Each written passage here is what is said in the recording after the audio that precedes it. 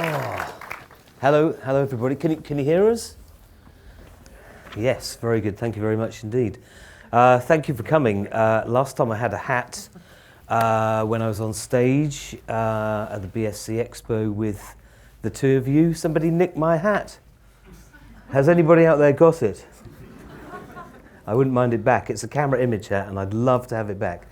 Anyway, thank you very much indeed everybody for coming to the screening of the film. It's a thrill to be here. Thank you, Phil, for the introduction. And obviously, I'm delighted to be joined by James and Roger to talk a little bit about the Goldfinch. Obviously, I don't need to do an overly long introduction because I'm sure that most of you already know or are inspired by the work of my wonderful guest and his work.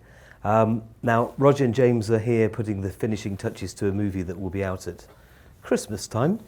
I think it's out on Christmas Day. Christmas is that right? Day, Yeah. Which you may or may not have heard about. If you'd like to ask them questions about that, they might be able to give you a little bit of information. But the key thing is that it's a conversation not just with me, but it's a conversation amongst everybody. So please feel free. I'm going to ask a few questions at the very beginning. But then we're going to open it up to you guys, and hopefully we can tell the story of how that amazing film was made and get some details on that. But please do not sort of feel shy in coming forwards, because James and Roger do love to talk to people and share their knowledge and expertise.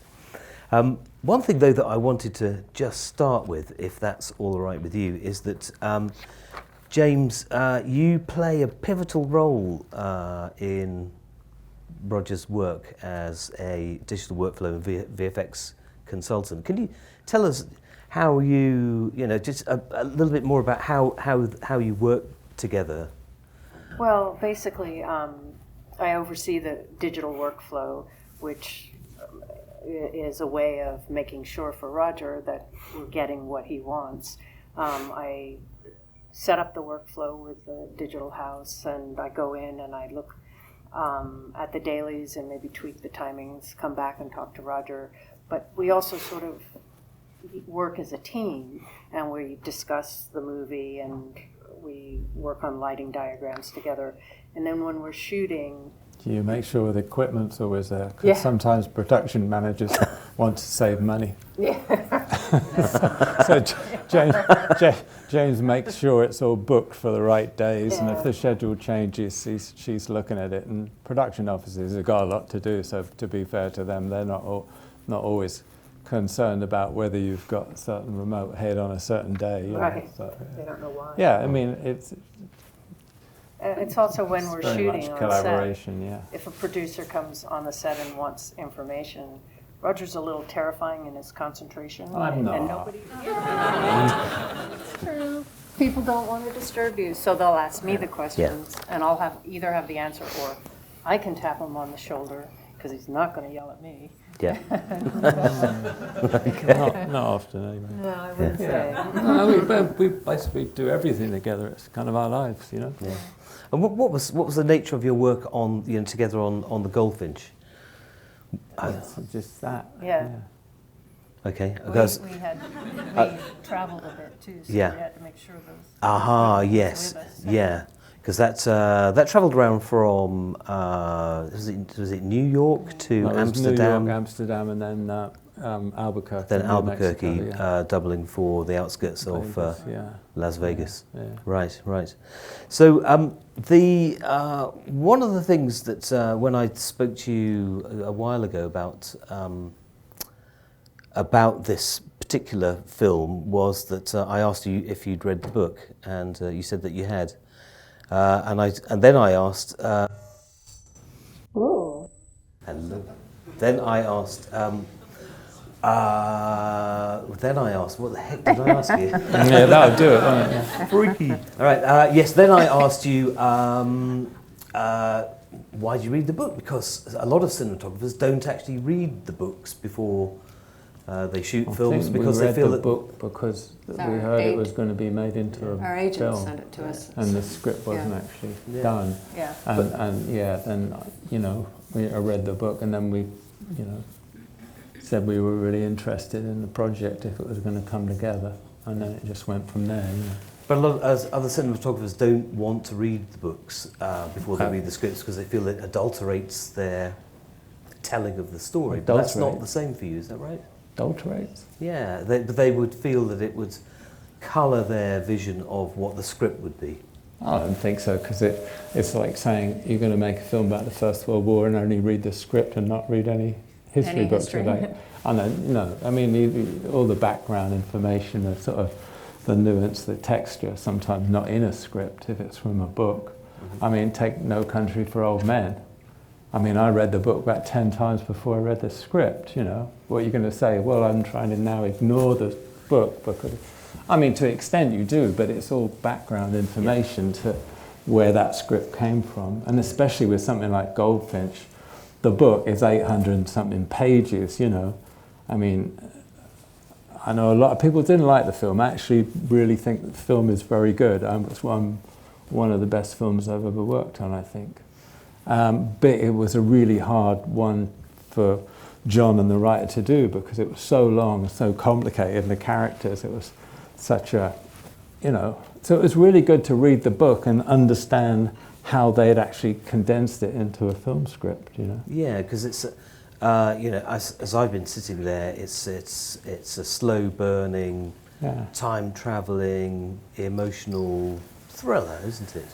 Yeah. Well, it's time traveling in Yeah. order to take that whole book Yeah. and make Yeah. it into a script. They did a lot of time cuts in Yeah. order to make that work. Yeah. So it's different yeah. from the book. Yeah. Yeah, it puts a number of people off. For what I've just read, but I personally think it works pretty well. Yeah, but So when you first, you hadn't worked with John Crowley before, no. but But I loved. We both loved Boy A, which was one of his. Maybe it was first or second film he did. I thought it was a fantastic yeah, movie. yeah, that's the 2007 film, wasn't it? Something like that, isn't it? Yeah. But the yes, I just want to sort of go back to sort of ask you really about your sort of initial conversations with John about the visual feeling that you wanted to bring to the pictures, because it's not ostensibly, even though it travels through time, you haven't sort of applied particular nostalgical period looks to the film. But, I mean, it never looked any different. The light's not any different, 10 years ago as it is on the global warming. Maybe it is, but other than that, And we also... why are you going to shift it? It had to feel as a piece, and it's a naturalistic piece, and yeah. And we also, in the beginning, talked to him a lot about script anyway, but about what he wanted to, not even so much visually, but what he was trying to get across. Yeah. I mean, there's very distinctive looks in New York, especially the Barber apartment wanted it to feel like old money. It had a kind of musty feel about it and an age to it.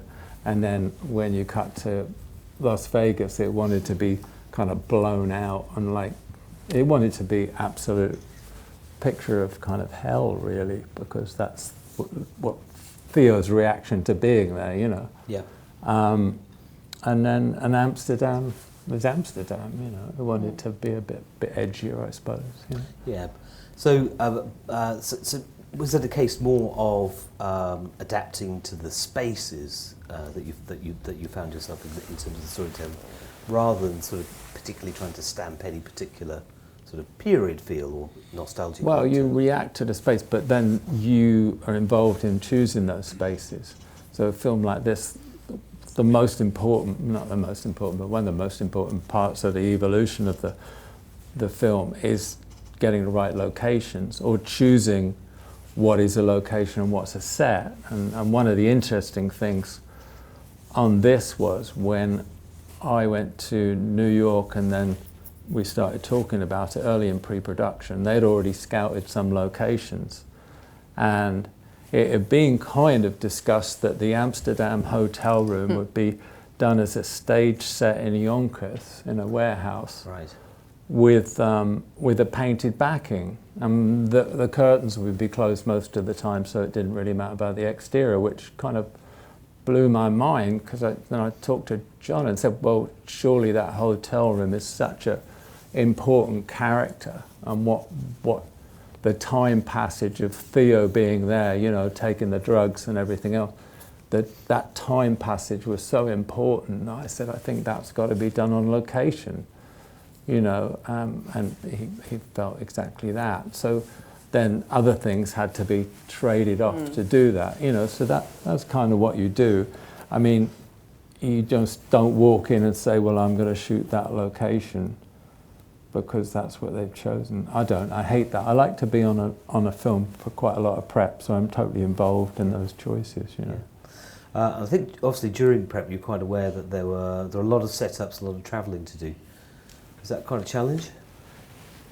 Yeah, well, it was just technically getting equipment from A to B, but I mean, yeah, it is a challenge. The production was great about, we had a crew in Amsterdam that actually came to New York to watch us shooting, just to get to know everybody, so that we weren't strangers when we went to start working together on the first day in Amsterdam, because we basically flew, prep, rehearsed one day, and then started shooting, you know. So it was it was a rough schedule like that. Yeah. And the apartment scenes in the New York apartment where he lives with Nicole Kidman. Yeah. Can you tell us about that? Was that that wasn't a sort of high? Was that no? High up? See, that was one of the other ones that you know. The first day I'm in New York, they're taking me around the locations that they think are possibilities, and they're all like on Park Avenue and Fifth Avenue and all stuff, and they're all like 3 or 4, 5 floors up, you know, with one elevator. And I said, that's mad. We're shooting in, when was it, January, February or something? Yeah. I said, it's mad, because you're going to get such a narrow window to shoot in daylight, and the time you're going to take getting the gear and everybody up and down, it's nonsense. So that was one I said, no, you trade off shooting that for either a set, or is there another way we could do it on ground floor? We don't need to see out the window. I said, that's not about, it's all about the curtains being partly closed and this like little bits of light coming in. It wasn't about the view. So then KK, the production designer and the location, found a house outside of New York in Rye that was, you know, ground floor, old house. They could do anything they wanted, and they completely redecorated and, you know, furnished the interior to look like it was a more sort of Fifth Avenue apartment. And it made much more sense, because we had a whole day. I could light the whole place, surround it with light that just stayed there. It was all scaffolded in place. It was all ground floor. And you get there in the morning and take the camera out and go in and start shooting. So, you know, it just, the efficiency was, you know, so a lot of the job is actually doing that, going through that sort of routine in pre-production, so that you're best, you know, you're in the best place when you actually start shooting, you know. And the gallery itself, that was in a studio, wasn't it? Yeah, that was a set. Because I guess you had to control the explosion. And And we, you know, it's split by we obviously shot the end, which is, you know, the mother and Theo going around the gallery first, and then we shot somewhere else for a couple of weeks and came back to a distressed. Yeah, it looked pretty dusty and dirty. It was pretty foul, actually. We did have, you know, the environmental people in to make sure that it wasn't too bad. That we weren't killing the child. Well, it was pretty rough being in there for the day, I must say. I noticed actually there's a photograph that came through of a couple of your camera crew on 1917 who looked rather dusty and dirty after a day of well, it's war. Come on. Which what do you do? Well, Roger, you're putting your crew through some terrible. Hey, they're still with me though. Especially Andy Harris, my first assistant I worked with since Fargo, so he's been through a few, you know, film war zones and everything. Still there. At the very beginning of this film, what I loved was the fact that you were playing with the depth of field a lot. Yeah, that was something we, it was, well, again, when we talked with John about the whole feeling concept of it, we really wanted to be kind of Theo's perspective. The film is basically about that. And, partly is for aesthetic reasons, but also because you don't have the luxury of the budget to do huge shots of, the Metropolitan blowing up, So we decided, well, what would his memory be of that event really? So that's when we kind of, focused or didn't focus, did these sort of more abstract kind of graphic shots. Yeah. Some of the shots were actually very hard for Andy because he was focused on the thing that he wouldn't normally be focused on. He was going the wrong way, yeah. Yeah, that's isn't it? That's one of the opening shots, isn't it? When the camera's going down the corridor at the very beginning. That was something. And the focus is in a different place than the way you would imagine it Yeah, to be. you know where that came from? Was it the first shot out of Skyfall that came from? But don't tell John Crowley. Yeah, right. Don't tell anybody out of this. You just gradually stays in this room. Focus into something as you meet them. It's kind of interesting. But I thought that was a very unless my mind's playing tricks on me, but I thought it was in the establishing part of the story where it's not just Theo as a young boy, but it's also in the different parts of his life. There was also that sort of playing with the depth of field, the shallow depth of field in other parts, and I kind of took that to sort of as a very clever visual signal that he's uncertain and unsure, or been sort of perhaps let down. Exactly what we intended. Okay, beautiful. Right then, enough of my dumb questions. We'd like to open it up to the floor. We have some microphones. There's Audra with a microphone over there. Do we have some questions? Roger and James would love to answer your questions. Oh, surely, please don't be shy. Is that Gavin? Yes. Audra? Thank you, Gavin. Hello, beautiful film, really enjoyed it. I was just wondering how much the narrative structure changed in the edit from the original script. So I believe the book is quite linear, and I love the way the time is played with. But I'm probably not alone in this room where I've shot things in a certain way because that's where they happened in the script, time-wise, and then the whole thing is changed in the edit. Something is shot at night, suddenly becomes day. And did that happen to you, and how did you respond to that? It changed a lot, actually, because of when they shot it, it was a little bit long, too, so they were struggling with that. And, scenes had to be cut down, though, more than actually taken out. There's a few scenes that are missing. Yeah, but they also inverted some of the scenes. They changed the order of it. Yeah, a few, but it wasn't radical. And it was always meant to be, broken up time-wise. And it was always meant to be sort of fractured. In fact, I always imagined it would be more fractured than it is, but it didn't go down well with certain critics, so maybe it's just as well it wasn't. But the only thing that wasn't totally fixed in John's mind was when he would flash back to the museum and to the bombing, the terrorist incident. So we shot quite a lot of footage in that horrible, dusty set,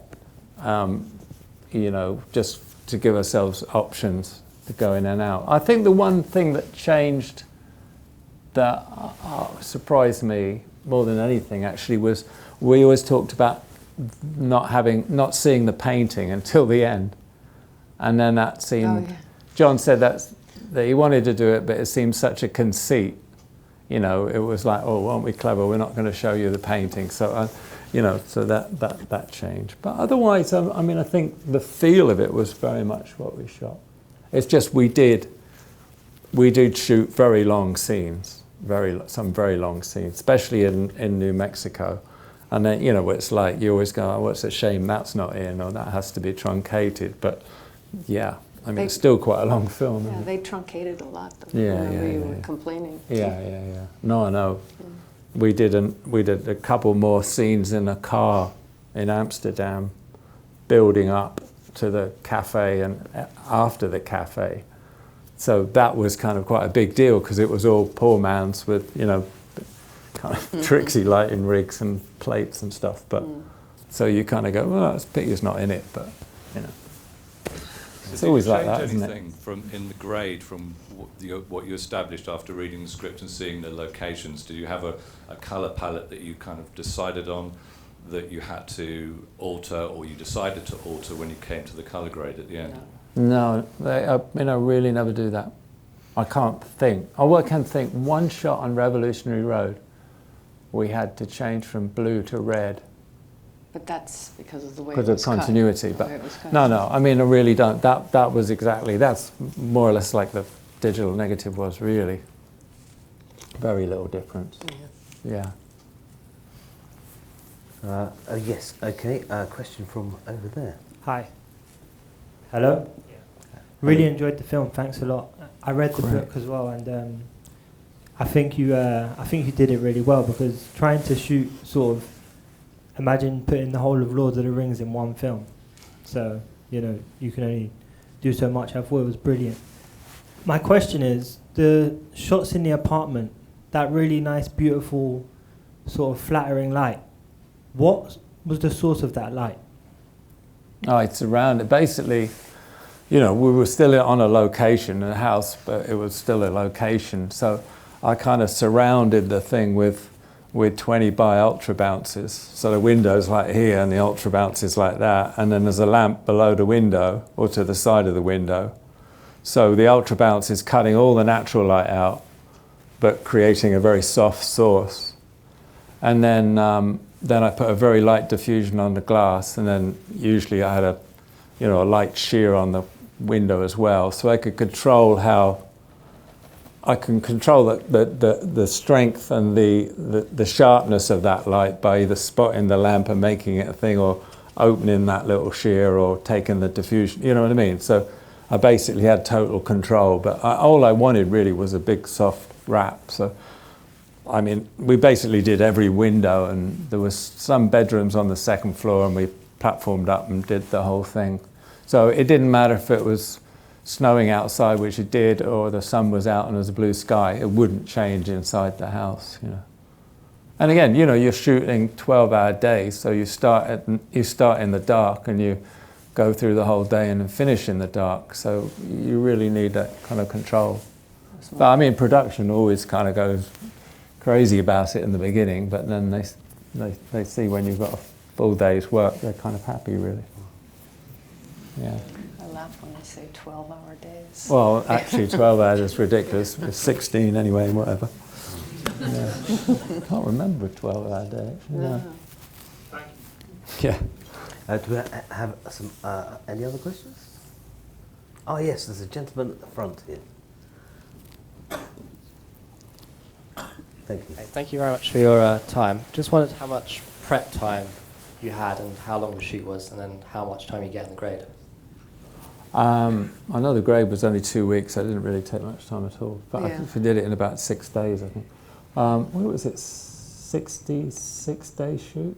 Something like that. Something like yeah. 66-day shoot. And I had about 5 weeks prep and a few days, you know, like a couple of days way before that, just scouting, but about 5 weeks of solid prep.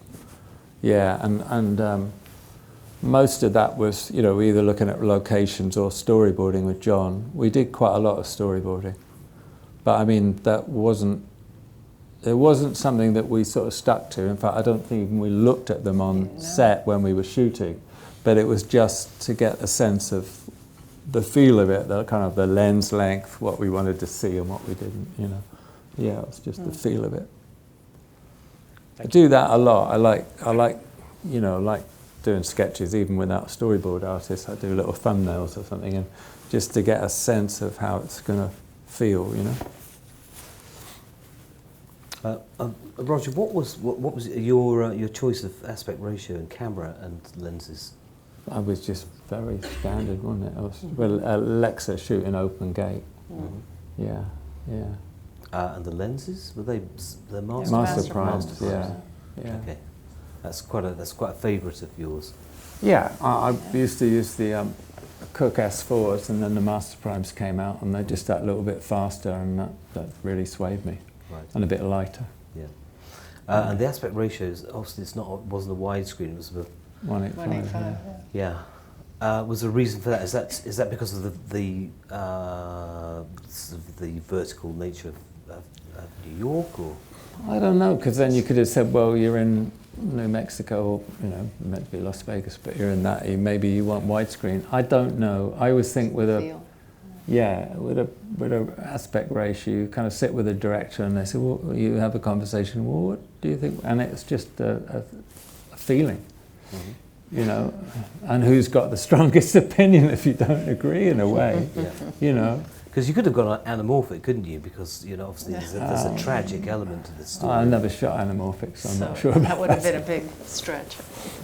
Yeah. I'm not a fan of anamorphic. I like spherical lenses. I like being there.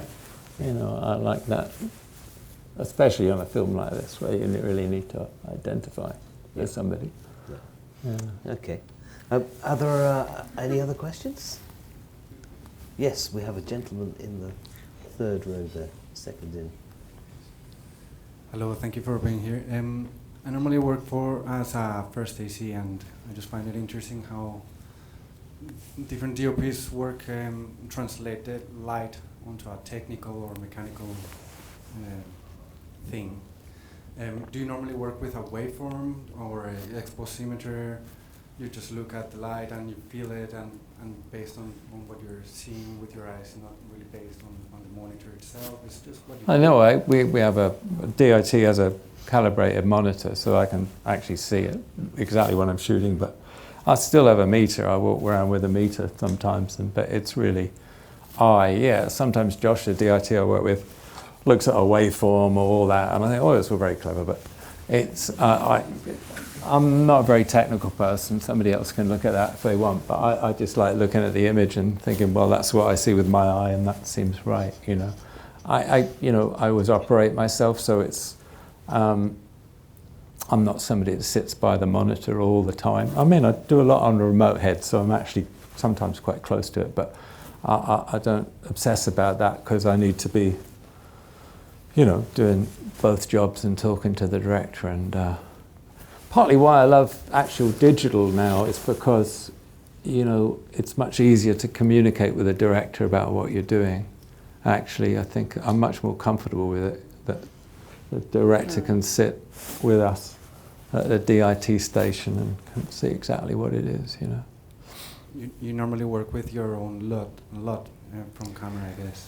Yeah, we made up a lot the first digital film I did, In Time, it was called, and then we did Skyfall. It's basically the same lot. We just changed the contrast and saturation from film to film. For Prisoners, we took a bit of saturation out and added a bit of contrast, but very minor stuff. But basically stayed we have, haven't we? It's just been one lot. Yeah, I don't use more than one lot on a film. If I want anything to look different, I'll basically say do it the lighting or the exposure. And now and again, I will, especially on a film like this, if I can't think what the situation, but sometimes you're in like a, oh, well, there was one supermarket shot in this in Albuquerque, and I wanted it to be a certain colour, so I adjust it on the monitor, or just the colour temperature on the camera, and maybe do a little correction on with the DIT on set. But that's kind of a rarity. It's only when I really have to cope with a situation that I can't really control. Is that one LUT for interiors, exteriors, day, night, everything? Yeah, everything. Yeah. Everything. It's like shooting film. Yeah, it's like shooting film. Yeah. Yeah. Right. Okay. Yeah, it's like saying I'm shooting it all on 93, and this is the look. Right. Yeah. Wow, that's extraordinary. I hadn't realised that, because quite a lot of cinematographers sometimes have 3, 4, 5, more than that. Yeah, but I never used many film stocks. I probably only ever used 2 film stocks on a film, because I get confused. Right. Is that where did that development come from? Is that from What development? the development of the LUT? Is that something that you developed From E-film. Yeah. Oh, I see. LA, Right. We've always worked with E-film, and they did a whole series of tests for us in the early days. Right. Wonderful. Right. Okay, I didn't realise that. Nick. Hi Roger, lovely Hi, job. You're nearly home, aren't you? Back in Soho. I just wonder whether you could talk us through your kind of process, first thing in for a scene, how you work with the director, the artists. Is there something that you could share with us in that? Well, you know, it varies from film to film. On this, I say we did storyboards to certain things just to get ideas, but I mean, basically we'd go in the morning, rehearse the scene with the actors. I mean, we talked about staging because a lot of it, you know, you choose the locations or you build a set and, you know, you take into account what you feel the staging is going to be, but until you're there with the actors, you don't, on a film like this, you don't lock anything down because they've got ideas and you don't want to be, you know, you don't want to be kind of having a mindset. I mean, it's funny because I've worked with the Coen brothers in the past, and it's not like that. You storyboard things, and just about 99.9 times out of 100, the actors will do exactly what's on the storyboards, but they never see the storyboards. But it's really uncanny how they sort of just fit into what's storyboarded. So you know, you look at storyboards of the Coen brothers films, and they're almost exactly what we shoot. But this, no, we don't. You work with the actors, and then, you know, obviously certain ways that the light works, you know, especially in the Barber apartment and stuff, you kind of trying to mold what their positions are to the way the light is and where you can get the best shot. I mean, a lot of that is, although we had, you know, it was totally dressed set, and it's still a location, so you have to figure out, they were tiny rooms, you can figure out if you ever want a wide shot, you've got to stage it in such a way for the camera that can be put there or out the door, you know what it's like. But this is very much something that was made up on the day with the actors every day, yeah. Right, really. Yeah. There's a beautiful shot when they're out of their heads by the swimming pool.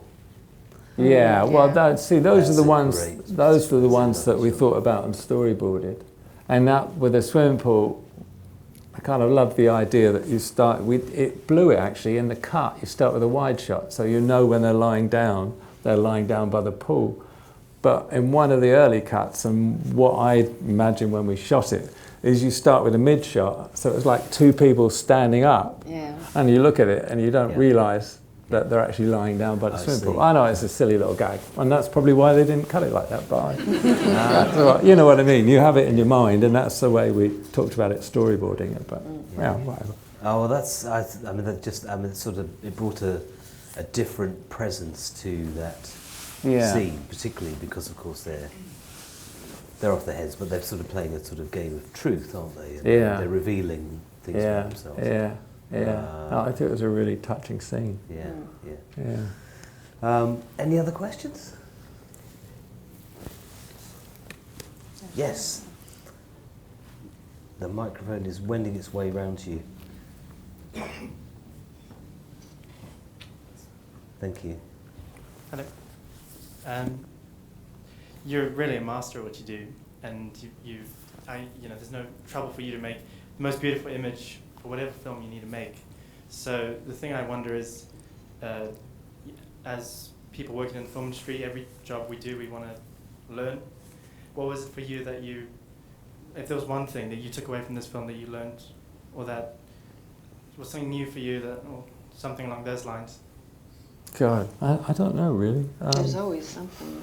There's always something, but I can't think of anything specific like that. It's just always, you know, you build experience and it's just, I guess, build sensibility to things or something, you know, and then gain a bit of confidence as well. That's always kind of good. No, I can't think like that really. I can't think of anything I specifically learned in the last 40 odd years. But you do. It's just like, it's a sensibility thing, really, isn't it? You know. Yeah, I was fine. Can you answer? I can't feel it. Playing with the focus was different for you. Yeah, I mean, there's things like that, but we've done that before as well, like on Jesse James and stuff, you know. Did you not feel tempted to use your deaconizers? No. No, because that was a particularly, you know, period kind of, and then, you know, I'm one that really enjoys kind of using a period look, because it didn't look any different then as it does now. That's my rationale. But on Jesse James, it was a very definite thing that we were saying, you're looking through an old piece of equipment to the past. Mm-hmm. So you're saying that. You're not trying to change the past. You're recognizing that you're looking through a lens at it. There's a distance between you and what's on the screen. But in something like this, or any of, I mean, 1917, there's no way I'm going to make it look like a period film. That's just... Yeah. You took them off on a little bit of a trip, though, didn't you? With the when they first take their, is it when they first take their the LSD, the acid? Well, on the swings. Yeah, is that the right? And then they walk off, and there's that very deep blue sky silhouette. That was really interesting because it was like, it was kind of written like everything was black and white in colour. I forget what it was in the book, but in the script it was like, all wanted to go colour drained out.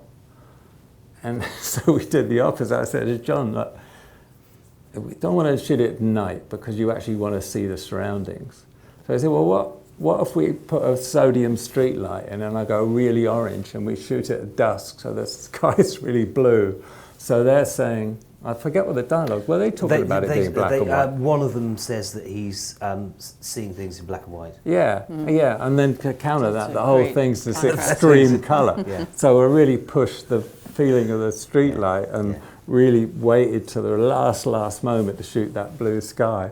So it was a counter to what the dialogue was. That was it, yeah. It was kind of funny. Yeah. Excellent. But I thought it was very effective. Yeah, but I mean, that's something that, you know, you have to Nick, I mean, you really worked that out beforehand because you've only got a few minutes to shoot 2 shots, really. So you have to work out exactly what you're doing and rehearse it with the actors and, wait. Yeah. I mean, the other shots were quite tricky, really, on the schedule we had because we only had, you know, one evening that we could do a certain shot, and then so when he's going down to put the stuff in the dustbin, and he looks at the lights of Las Vegas down the street. That all had to be shot at magic hour, you know, that little window as well. So we were worked quite well, really. We didn't have a lot of time to do it, you know. Do we have further questions from the audience here? There's a young lady on the end over here. And then if we come back to you afterwards. Hello, I wanted to ask you please about the dialogue scenes, because there are quite a few of them and 2 people sitting at a table. Yeah. And is there a pattern you're trying to follow or not to follow? I think you've got to kind of recognise, I mean, I was, you know, I mean, I would say this, early in my career, I was doing a lot of rock videos and stuff. And if the band wasn't any good, you'd move the camera all over the place to try and hide the fact that the band wasn't any good, like I did Bananarama once. But then I did B.B. King, and like you just kind of go there and just shoot it because like it's just, you don't want to move, you just want to watch. And I felt very much reading the script of this, more so than the book, that it is a lot of two-handed of people talking. But I think you've got to trust it, you know?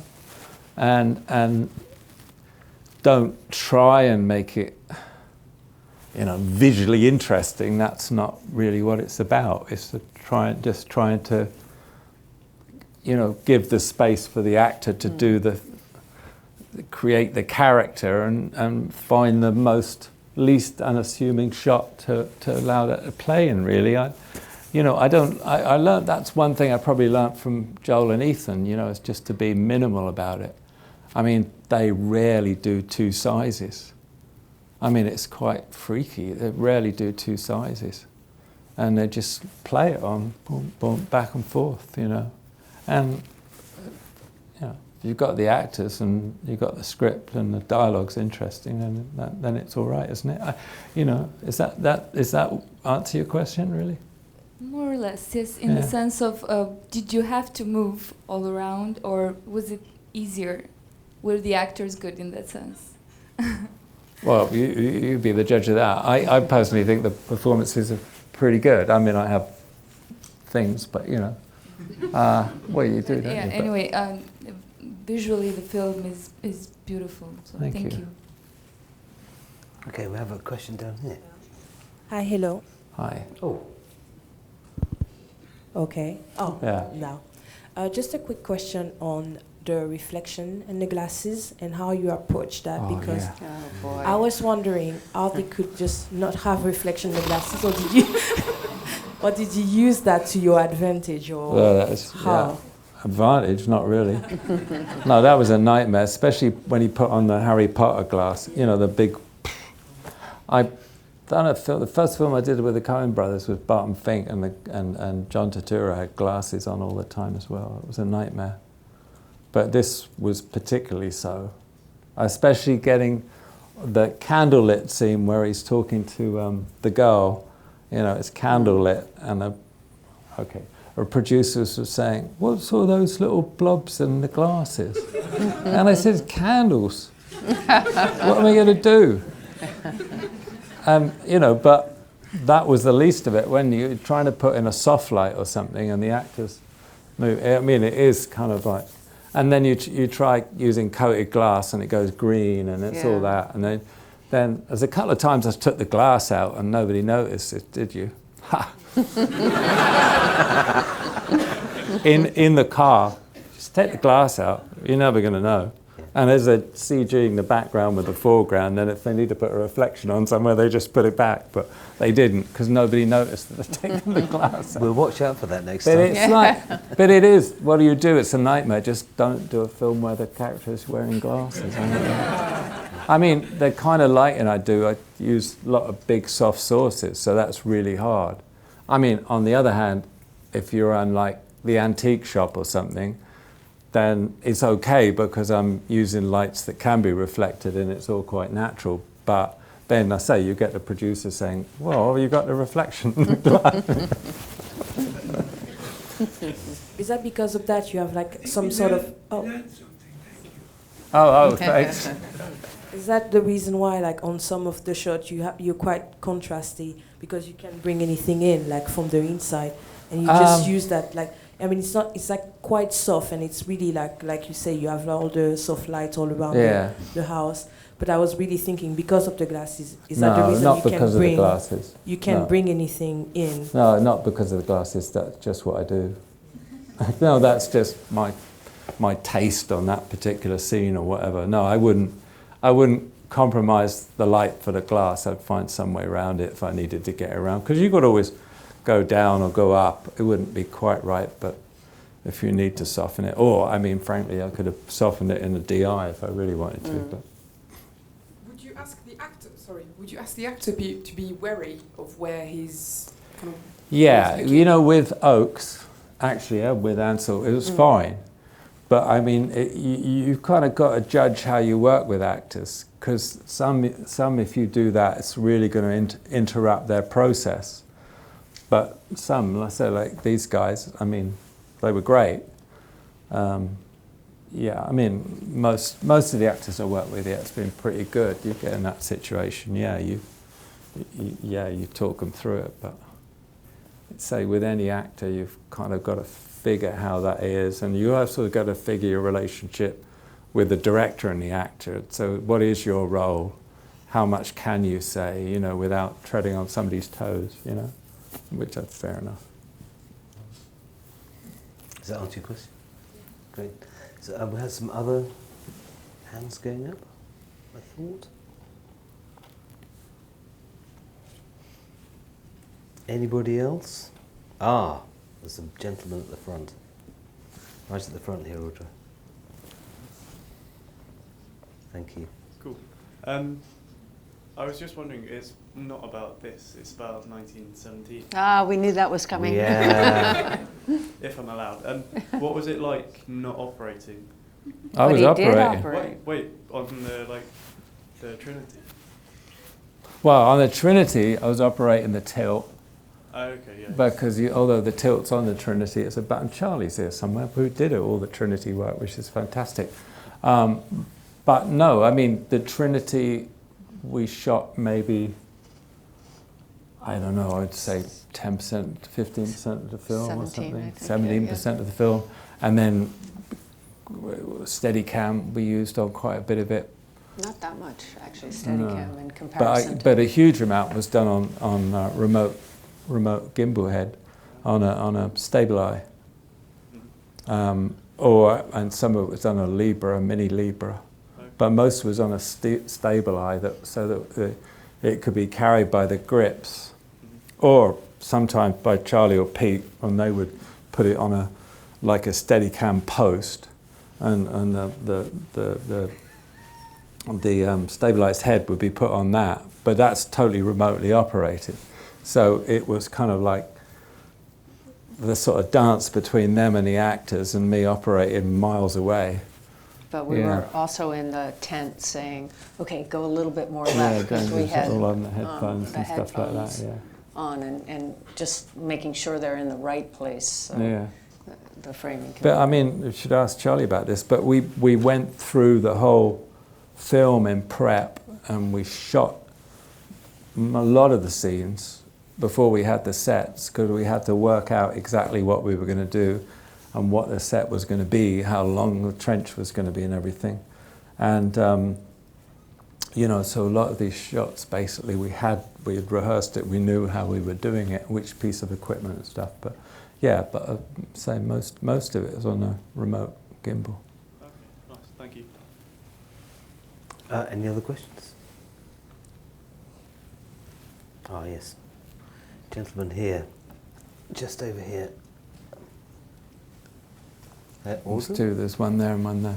Okay. Hey, yeah. Thank you for being here. I just wanted to ask, like, every time you approach like a new project, what do you expect from directors, like, in terms of creative freedom? What they allow us? Yeah, and like collaboration with the director. Well, no, that's what you want. I mean, You kind of determine that before you accept the job. You talk with them and get a feel for how they want to work, and if they were a person that said, you just put the camera there and do what you're told or whatever. Yeah, there's a very specific director whose films, some of them I really love, but I know the way he works is, we're over here on a 50 or whatever. He's very specific about the shots and everything, and I think I'm not sure what I'd be doing really. So I love working with somebody, even with Joel and Ethan and the old days. I mean, they know everything about lenses and stuff, but it still was a collaboration and discussion about things. But I mean, yeah, mostly what you want from a director is passion, really. You know, I mean, I've sort of worked with directors that have actually said, you know, I don't know anything about a camera or lenses. And I mean, that's fine, as long as they have a feel of what they want. You know, we were watching a Kubrick documentary last night. It's really interesting, and he was saying, you know, that he never went in knowing what he wanted. He knew what he didn't want, and he was trying to find what he wanted. And I think that's a really important way of kind of doing it, you know, that it's not by the numbers, it's something that you explore on the set and through collaboration, whether it's a director with the actors or with, you know, cinematographer as well, you know, I think. Isn't that the ideal thing though, if a director comes with a passion and lets you know, loose on the cinematography? Well, it's not about being let you loose on it, you know. I mean, perhaps the wrong choice of words. Yeah, no, it's about having a, you know, to and fro about it, about you know, just exchanging ideas, just going through that process, rather than just going in and, you know, say just doing everything that's already mapped out. That's kind of, I find that it's not very satisfying, really.